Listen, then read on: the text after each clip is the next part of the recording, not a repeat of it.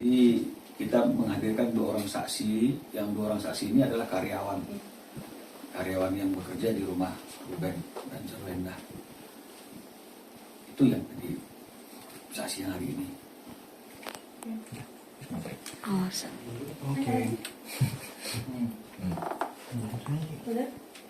Mungkin untuk saksinya ini kenapa dipilih dari pekerja yang di rumah ya Bang?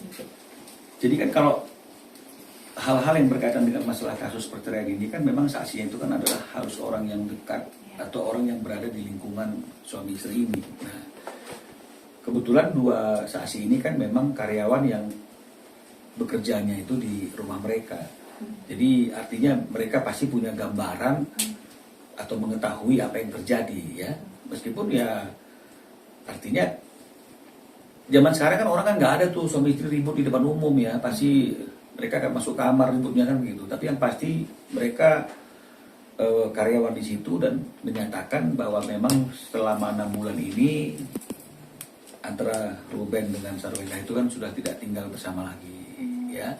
Jadi ini kan sesuai juga dengan apa yang kami dalilkan dalam gugatan kami itu, karena sudah tidak ada kecocokan, akhirnya mereka itu masing-masing tinggal di tempat yang berbeda. Jadi 2 saksi itu menerangkan hal yang seperti itu. Untuk saat ini mungkin dari Ruben Onsunya sendiri tinggal di mana Bang? Kalau Ruben kan sekarang tinggalnya di mana ya? Nah, di apartemen kalau nggak salah tinggalnya ya. Kalau saya nggak tahu juga, saya nggak pernah tanya juga dia tinggal di mana gitu, nanti dianggap kepo kan gitu ya. Untuk harta gonognya apakah masuk dalam gugatan juga atau seperti apa Bang? Karena kan ada rumah nih yang baru mereka buat, bisa dibilang seperti itu. Kembali lagi seperti yang saya sampaikan, khusus untuk masalah Ruben ini permintaannya adalah selesai sidangnya, baru kita bicara pokok perkaranya gitu. Apalah yang menjadi penyebab perceraiannya itu, bagaimana terkait dengan masalah anak-anak, bagaimana dengan masalah harta gonognya ini. Mungkin nanti pada waktunya setelah perkara ini selesai, Ruben akan klarifikasi. Tapi kalau sekarang ini dia ingin prosesnya ini biar berjalan dulu gitu. Makanya saya juga nggak berani ya, artinya itu menyampaikan sesuatu melampaui apa yang Ruben ingin saya sampaikan. Tapi ada indikasi orang ketiga nggak sih Bang, mungkin Bang dalam gugatan atau dalam perceraian ini Bang? Saya nggak bisa jawab juga karena itu udah masuk ke pokok perkaranya gitu. Nanti pada waktunya teman-teman akan bertanya langsung aja ke Ruben apakah ada indikasi itu atau tidak. Karena kalau saya buka berarti sudah masuk dong kita ke pokok perkaranya, dan saya terikat dengan apa yang saya janjikan dengan klien tidak akan masuk ke substansi ke perkaranya. Padahal dari awal ketemu dengan teman-teman media pun kalau bisa jangan gitu. Tapi saya bilang nggak bisa Ben, kan nggak bisa dihindari terus. Tapi kalau bicara terkait dengan masalah prosesnya kan itu nggak kita sampaikan, teman-teman media juga bisa dapat dari humas kan gitu. Jadi ya kita sampaikan saja gitu. Tapi kalau masalah substansinya memang nanti pada waktunya Ruben akan disampaikan sendiri. Abis putusan ada kemungkinan Ruben mau ngomong nggak sih Bang soal masalah ini? Memang kemungkinannya seperti itu. Setelah putus mungkin Ruben akan melakukan Soal perceraian. Iya. Nah, memang begitu rencananya seperti itu. Jadi biar nggak berulang-ulang, tuntas dan semua sudah clear gitu.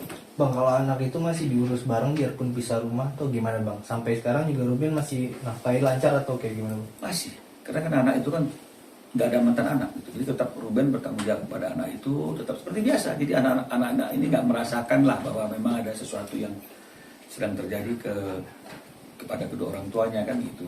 Ya karena kalau tinggal bersama kan karena aktivitas yang mereka miliki masing-masing kan biasa saja kan, bahwa Ruben sibuk ini kan itu biasa saja. Jadi nggak terlalu terasa, karena di saat-saat yang penting sekolah ini semua segala macam Ruben ada, Wenda ada. Kalau anak-anak sendiri kan sekarang ada di Ciwen ya Bang ya? Ya. Nah, itu keinginan anak-anak sendiri apa diskusi antara Ciwen sama Koben sih Bang? Masalahnya apa nih? Yang penting anak-anaknya ikut Wenda kan itu. Iya, aja. anak Wenda ya itu. Ya pasti kan ini anak-anak masih di bawah umur ya, pasti kan tentu ya anak di bawah umur ya di mana ibunya kan disitulah dia, itu lebih aman kan gitu ya. Meskipun ya kalau ada apa-apa pasti sebagai seorang ayah Ruben kan juga pasti perannya juga akan tetap ada kepada anak ini. Berarti berdasarkan diskusi antara Ciwen sama Koben juga ya itu? Atau sempat ada rebutan? Saya tidak pernah tahu itu ya, karena saya nggak pernah diinformasikan terkait dengan masalah apakah itu hasil diskusi, apakah ada rebutan. Tapi yang penting inilah apa yang teman-teman lihat, Ruben masih tetap memiliki hubungan dan komunikasi yang baik dengan anak-anak, kayak itulah yang terjadi. Soal Betran juga kan dia ikut ke ibunya ya, Ya. padahal dia usianya juga sudah dewasa yang dan sudah bisa memilih juga. Ya, tapi itulah dia yang terjadi. Tapi ada nggak sih bang mungkin sejauh ini dari pandangan kamu kemungkinan untuk mereka berdua rujuk atau udah sangat kecil gitu bang? Kalau pandangan kan itu subjektif ya. Tapi kalau kita bicara mengenai masalah fakta yang hari ini kan ini persidangannya kan sudah sampai kepada pembuktian saksi. Artinya sedikit lagi akan sampai kepada keputusan. Ya. Meskipun tidak untuk kemungkinan kapanpun sebelum ada keputusan boleh rujuk, tapi kalau melihat prosesnya sudah semakin di hujung ini dan nggak ada bahasa-bahasa atau pesan-pesan untuk ke arah sana, ya saya nggak bisa pastikan juga. Ya kemungkinan ya pasti akan sampai juga di ujung ada sebuah putusan. Artinya sejauh ini dari Ruben sendiri belum ada pembahasan untuk rujuk kembali bang? Belum ada. Belum ada. Apa sih bang yang buat Ruben Kokeh tetap ingin lanjut bercerai bang? Itu tadi kembali lagi ke masalah pokok perkara yang nanti biar Ruben saja yang menjelaskan. Mau nanya jauh yang sama gitu semua. Aja udah kemana? Oke. Ya terima kasih ya.